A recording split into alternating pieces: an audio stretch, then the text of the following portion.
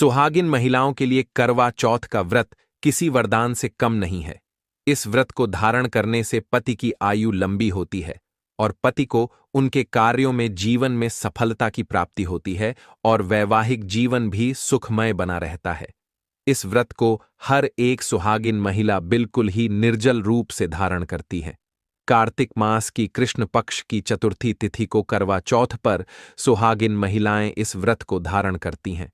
16 श्रृंगार धारण करके विधि विधान से मां चौथ माता की इस दिन पूजा की जाती है और फिर चंद्रमा उदित होते हैं तो उनके दर्शन करने के पश्चात अपने पति के दर्शन करती हैं और विधि विधान से चंद्रमा को अर्घ देकर उनकी पूजा करके पति के चरण स्पर्श करके उन्हीं के हाथों से जल ग्रहण करती हैं और इस तरह से इस व्रत का समापन होता है।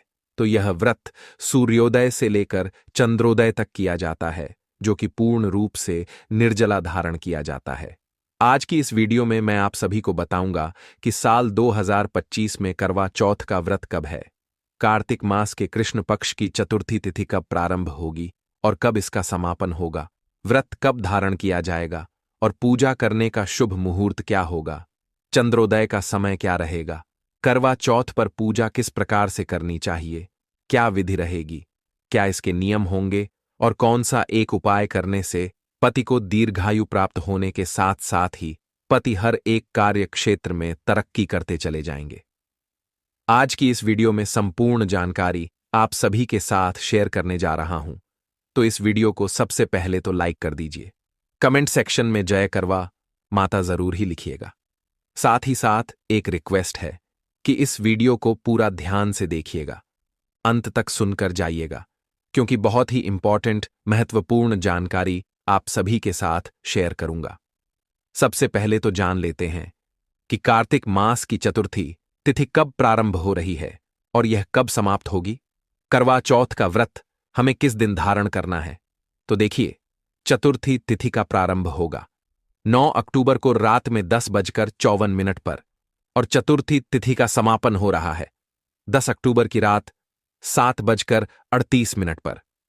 तो सूर्योदय कालीन तिथि 10 अक्टूबर को हमें प्राप्त हो रही है, इसलिए 10 अक्टूबर 2025 को सूर्योदय कालीन तिथि के अनुसार करवा चौथ का व्रत धारण कर लिया जाएगा और 10 अक्टूबर को शुक्रवार का दिन रहेगा, जो कि मां लक्ष्मी का सबसे प्रिय दिन भी है।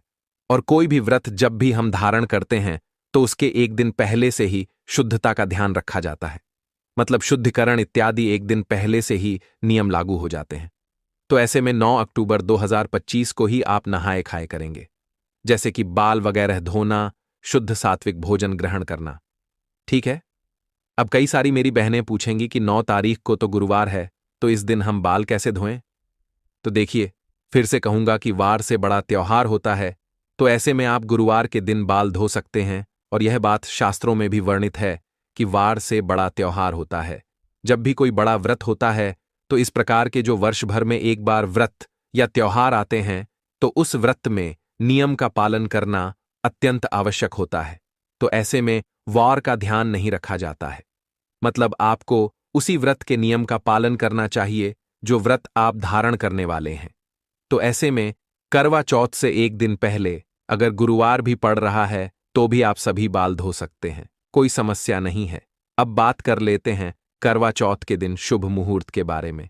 तो देखिए, करवा चौथ के दिन सूर्योदय काल का समय सुबह 6:25 पर और सूर्यास्त का जो समय है वह शाम को 6:09 पर होगा। ब्रह्म मुहूर्त समय सुबह 4:49 से सुबह 5:37 तक ब्रह्म मुहूर्त रहेगा। ऐसे में आप सभी इस समय स्नान करेंगे। और अब बात कर लेते हैं कि सरगी कब खाएं। तो देखिए, सरगी खाने के लिए आपको 4 बजे से लेकर 5 बजे का जो मुहूर्त है वह सबसे शुभ मुहूर्त है। इस समय आप सरगी इत्यादि कर सकते हैं। करवा चौथ के दिन अमृतकाल का समय जो रहेगा वो दोपहर में 3:21 से शाम 4:47 तक रहेगा। और अब मैं आप सभी को बताता हूं कि करवा चौथ पूजा का जो शुभ मुहूर्त है वह कब रहेगा। तो देखिए, कई स्थानों पर दोपहर में पूजा होती है, तो ऐसे में जो दोपहर में अमृतकाल आपको प्राप्त हो रहा है, इस समय में आप पूजा आराधना कर सकते हैं। और वैसे करवा चौथ की जो विशेष पूजा होती है वह शाम के समय ही की जाती है, यानी कि प्रदोष काल में और शाम की पूजा का शुभ मुहूर्त आपको प्राप्त हो रहा है। शाम 5:57 से शाम को 7:11 तक यह पूजा का सबसे शुभ मुहूर्त है, जिस समय आपको पूजा प्रारंभ कर लेनी है, और फिर आप पूजा कितने समय तक भी आप कर सकते हैं, लेकिन बस मुहूर्त के दौरान आपको पूजा जो है वह प्रारंभ कर लेनी चाहिए। करवा चौथ के व्रत में सबसे ज्यादा महत्वपूर्ण होता है चंद्रमा यानी कि चंद्र दर्शन करना, क्योंकि चंद्रमा के दर्शन करने के बाद ही पति के दर्शन किए जाते हैं, और फिर चंद्रमा को अर्घ देकर उनके दर्शन करके पति के चरण स्पर्श करके आप जल ग्रहण कर सकते हैं। तो 10 अक्टूबर को करवा चौथ के दिन चंद्रोदय काल का जो समय है वह शाम को 7:42 पर इस समय चंद्रमा के दर्शन आप कर सकते हैं, उनकी पूजा अर्चना कर सकते हैं। अब बात कर लेते हैं कि सरगी में हमें क्या खाना चाहिए। तो देखिए, सरगी में अपने अपने स्थान के अनुसार अलग अलग विशेषताएं होती हैं। तो आपके यहां पर जिस प्रकार से सरगी की जाती है आप वैसे ही करें, लेकिन आपको एक चीज का ध्यान रखना है कि आप इस दिन बिल्कुल ही निर्जल व्रत करेंगे। तो ऐसे में जल से भरी हुई चीजें जैसे कि नारियल पानी, ग्लूकोज हो गया, फ्रूट्स हो गए, फल इत्यादि का सेवन जरूर कीजिएगा, क्योंकि पूरे दिन आपको निर्जल व्रत धारण करना है और शरीर से बढ़कर कुछ भी नहीं है। तो ऐसे में आप ध्यान रखें कि इन तरह की चीजों का सेवन जरूर करें। आप लहसुन प्याज से बनी हुई चीजों का सेवन एक दिन पहले से ही यानी कि 9 अक्टूबर गुरुवार के दिन से ही बिल्कुल ही त्याग देंगे। ब्रश वगैरह करने के बाद में आपको कोई भी चीज खानी पीनी नहीं है, बिल्कुल ही निर्जल व्रत होता है, और फिर चंद्र दर्शन के पश्चात ही अपने पति के दर्शन के बाद ही आप सभी पारण कर पाएंगे। तो यह व्रत बहुत ही कठिन होता है, निर्जल होता है, तो आप सभी पहले से ही तैयारी करके रखें। इस दिन 16 श्रृंगार जरूर ही कीजिएगा। आप मेहंदी वगैरह 1 या 2 दिन पहले ही लगाकर रखें, ताकि इस दिन आपको किसी भी प्रकार का तनाव ना हो। कई बार पहली बार व्रत रखने वाली महिलाएं उत्साह के कारण सरगी ग्रहण करना भूल जाती हैं, जबकि बिना सरगी खाए व्रत अधूरा माना जाता है। तो आप सूखे मेवे, फल इत्यादि सरगी में जरूर ही ग्रहण कीजिएगा, क्योंकि करवा चौथ का व्रत निर्जल रखा जाता है। लेकिन गर्भवती महिलाओं या फिर बीमार महिलाओं को इस व्रत में जल, फल और दूध ग्रहण करने की पूरी छूट होती है। व्रत के दिन कैंची, सुई, चाकू जैसी नुकीली वस्तुओं का उपयोग करने से आपको बचना होगा, और मान्यता है कि इन चीजों का उपयोग करने से व्रत का फल कम हो जाता है। तो यह थी आज की जानकारी।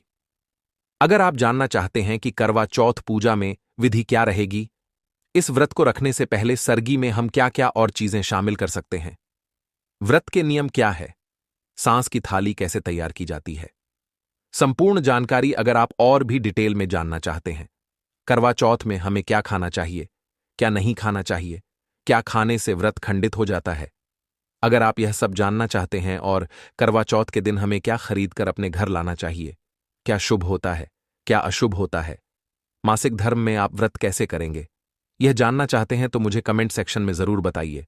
मैं अगले वीडियो में ये सारी चीजें भी कवर करके आप सभी के लिए वीडियो बनाकर डाल दूंगा, जिसे आप बहुत ही आसानी से देख सकेंगे। इसके लिए आप चैनल वास्तुशास्त्र ज्ञान को सब्सक्राइब कर दीजिए। ऐसी होती है जिसे कभी भी नहीं उतारना चाहिए। अगर कोई पुरुष यह गलती करता है तो उसे ऐसा करने पर कई गंभीर परेशानियों का सामना करना पड़ता है। भक्तों, यह गलती आपके जीवन में बड़ी से बड़ी परेशानी ला सकती है। आज हम इसी विषय में बात करेंगे कि स्नान के समय महिलाएं कौन सी गलती अक्सर करती हैं जो उन्हें भूलकर भी नहीं करनी चाहिए। इसलिए भक्तों, पूरी जानकारी के लिए इस वीडियो को अंत तक जरूर देखें। और भक्तों, अगर आप भगवान को मानते हो या आपकी उनमें श्रद्धा है तो आप इस वीडियो को जरूर लाइक करें और कमेंट बॉक्स में जय लक्ष्मी माता जरूर लिखें। महिलाओं से जुड़ी एक खास चीज होती है जिसे किसी भी पुरुष को भूलकर भी नहीं छूना या उतारना चाहिए। ऐसा करने से जीवन में मुश्किलें आ सकती हैं और दुर्भाग्य पीछा नहीं छोड़ता। हमारे देश में महिलाओं को देवी का रूप माना गया है, उन्हें मां लक्ष्मी का प्रतीक माना जाता है। महिला ही घर की खुशियों की असली वजह होती है। एक महिला अपने घर को स्वर्ग भी बना सकती है, और अगर उसका अपमान हो तो घर में अशांति भी आ सकती है। भक्तों, महिलाओं की यह चीज अगर किसी पुरुष ने गलती से भी उतार दी तो समझिए उसका दुर्भाग्य वहीं से शुरू हो जाता है। तो आइए जानते हैं गुरुजी से कि वह इस बारे में क्या कहते हैं। इसके साथ ही जानते हैं कुछ ऐसी बातें जो शास्त्रों में बताई गई हैं और जिन्हें महिलाओं को कभी नहीं करना चाहिए। यह गलतियां घर में अशुभता ला सकती हैं और अच्छे समय को भी बुरा बना सकती है। तो चलिए शुरू करते हैं।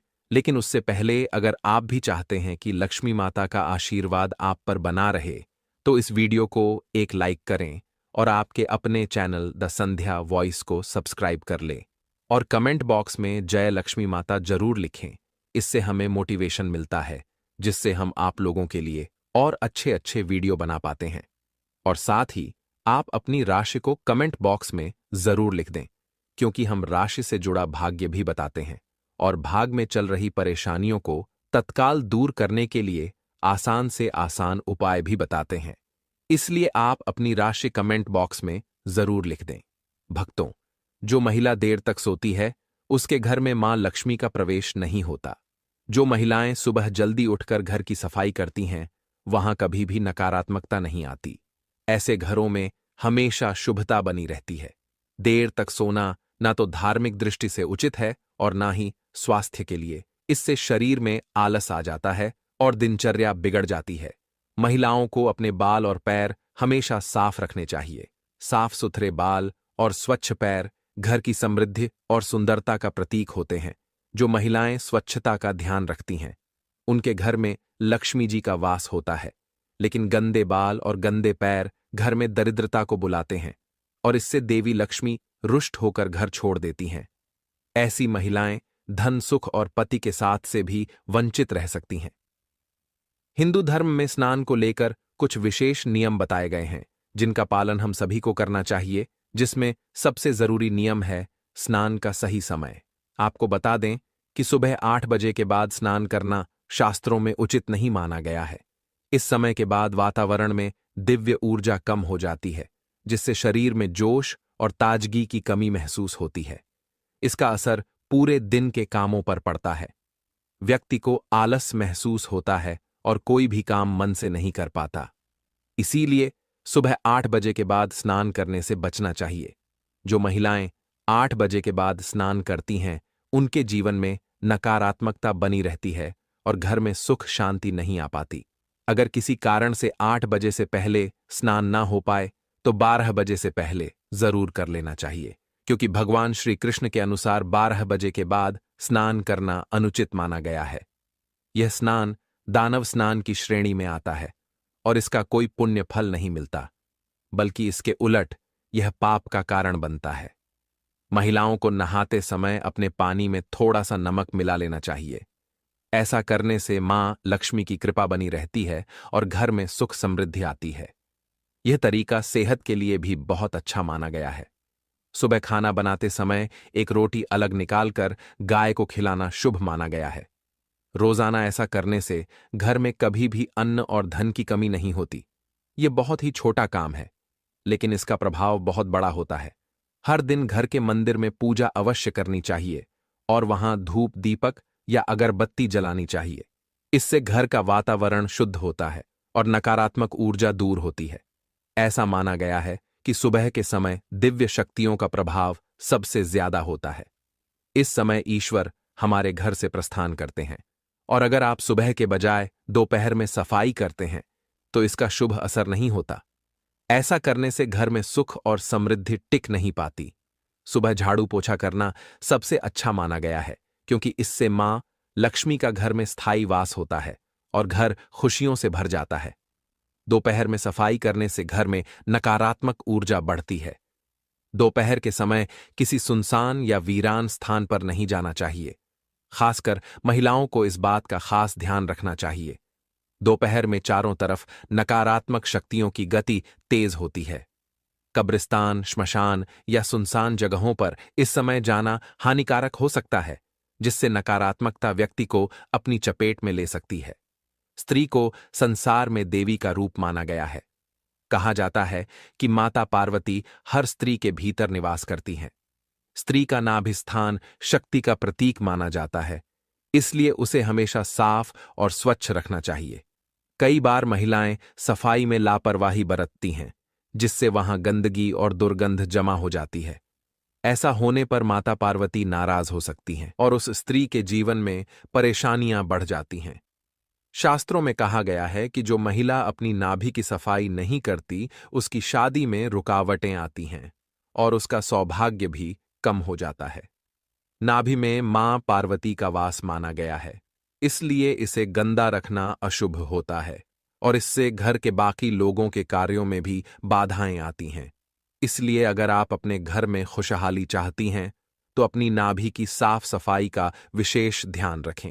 चलिए, अब जानते हैं कि महिलाओं की वह कौन सी चीज है जो पुरुषों को कभी भी नहीं उतारनी चाहिए, नहीं तो इसका गंभीर परिणाम आपको भुगतना पड़ सकता है और जीवन में नुकसान भी हो सकता है। भक्तों, शास्त्रों में लिखा है कि जहां महिलाओं का सम्मान नहीं होता, वहां भगवान भी निवास नहीं करते। किसी भी व्यक्ति को बार बार किसी महिला को अपमानित नहीं करना चाहिए, क्योंकि यह देवी का अपमान माना जाता है। अगर कोई यह सोचता है कि महिला को नीचा दिखाकर वह खुद को ताकतवर साबित कर लेगा, तो वह बड़ी भूल करता है। भगवान श्री कृष्ण ने भी महिलाओं को उच्च स्थान दिया है। उन्होंने कहा है कि जहां नारी का आदर नहीं होता, वहां कोई शुभ कार्य सफल नहीं होता और देवी देवता भी वहां से दूर हो जाते हैं।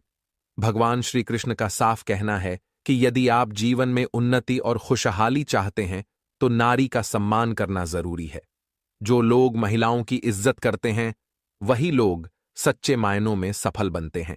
लेकिन जो व्यक्ति महिलाओं को अपमानित करता है, वह चाहे जितनी कोशिश कर ले, सफलता उसके पास नहीं आती। तो भक्तों, अगर आप अपने जीवन में हर सुख और सफलता पाना चाहते हैं, तो महिलाओं की इज्जत जरूर करें और कभी भी उनका अपमान ना करें। भक्तों, चाहे मर जाना, लेकिन शादीशुदा स्त्रियां इस दिन बाल कभी ना धोएं, नहीं तो पछताओगे। साथ ही हम जानेंगे कि शादीशुदा स्त्रियां बिना बाल धुए भी कैसे व्रत कर सकती हैं या किसी भी पूजा या शुभ कार्य में कैसे शामिल हो सकती है। इसी के साथ हम जानेंगे स्त्रियों की कुछ ऐसी गलतियों के बारे में जिससे घर में आती है बर्बादी। तो पूरी जानकारी के लिए वीडियो को अंत तक जरूर देखिएगा। और भक्तों, सच्ची श्रद्धा से कमेंट बॉक्स में जय मां लक्ष्मी, हर हर महादेव जरूर लिखें। भक्तों, हमारे हिंदू धर्म के शास्त्रों में अनेकों परंपराओं और रीति रिवाजों का खास महत्व दिया जाता है।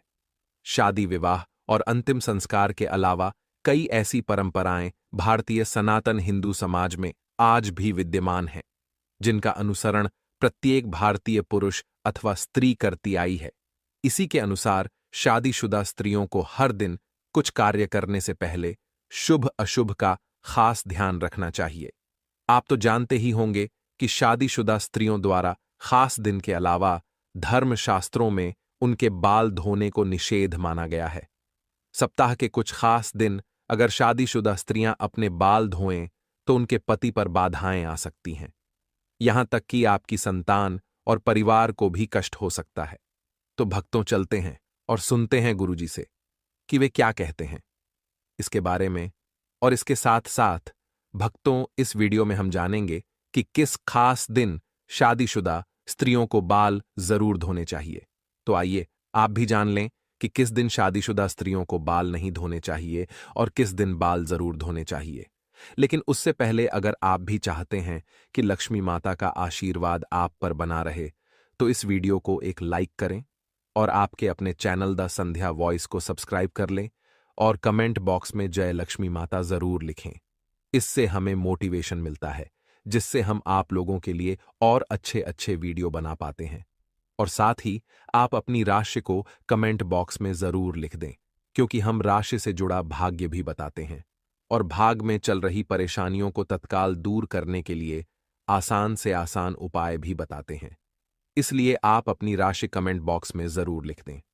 भक्तों, सबसे पहले बात करते हैं बुधवार की। बुधवार के दिन खासकर कुंवारी लड़कियों को बाल नहीं धोने चाहिए। अगर कोई कुंवारी लड़की बुधवार के दिन अपने बालों को धोती है, तो उसके भाई पर कोई बड़ी आफत आ सकती है, जिसका आप अंदाजा भी नहीं लगा सकते। इसलिए जितना संभव हो सके बुधवार के दिन कुंवारी लड़कियों को अपने बाल नहीं धोने चाहिए। अगली बात, भक्तों, बृहस्पतिवार। अगर कोई शादीशुदा महिला बृहस्पतिवार यानी गुरुवार के दिन अपने बालों को धोती है, तो उसके पति की आयु घटती चली जाती है। शादीशुदा स्त्रियों को भूलकर भी बृहस्पतिवार के दिन अपने बाल नहीं धोने चाहिए और ना ही बृहस्पतिवार के दिन नाखून और बाल आदि काटने चाहिए। ऐसे में आपको बृहस्पतिवार के दिन घर में पोछा भी नहीं लगाना चाहिए और ना ही वस्त्र आदि धोने चाहिए। अगर आप ऐसा करती हैं तो आपके परिवार पर बहुत बड़ी बाधाएं आ सकती हैं। भक्तों, यह बात है सोमवार की। अगर कोई शादीशुदा महिला सोमवार के दिन बाल धोती है तो ऐसा माना जाता है कि इससे उसके बच्चों पर किसी बड़े संकट का खतरा मंडरा सकता है।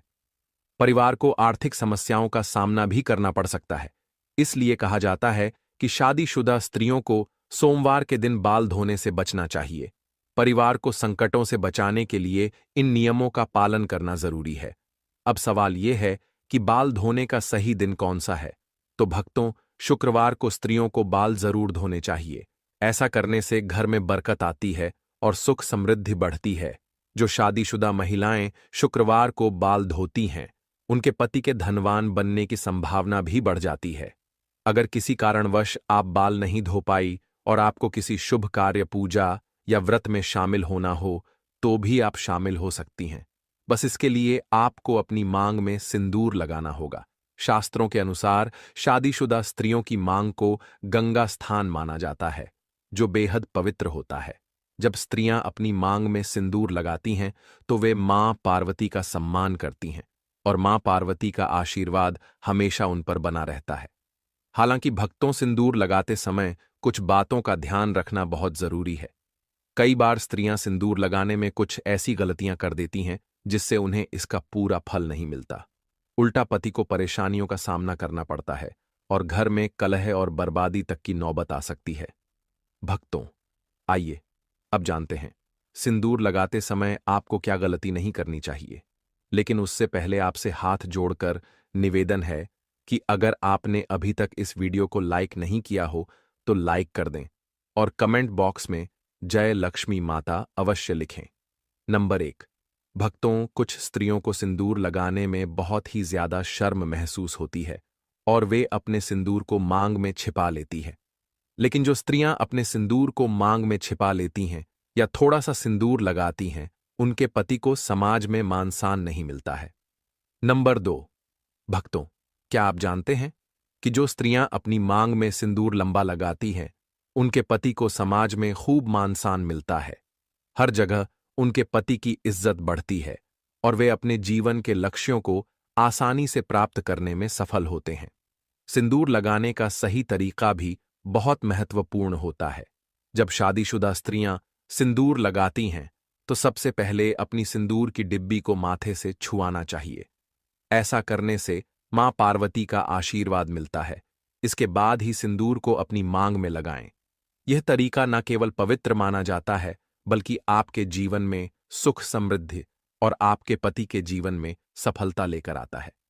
नंबर 3, भक्तों, शादीशुदा स्त्रियों के लिए सिंदूर लगाने का सही तरीका बहुत ही महत्वपूर्ण माना गया है। हमेशा नाक की सीध में ही सिंदूर लगाना चाहिए।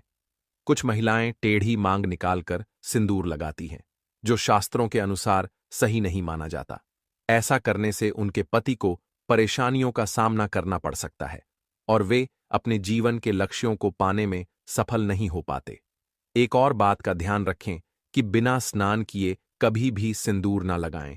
साथ ही किसी और महिला से सिंदूर लगवाने से भी बचें।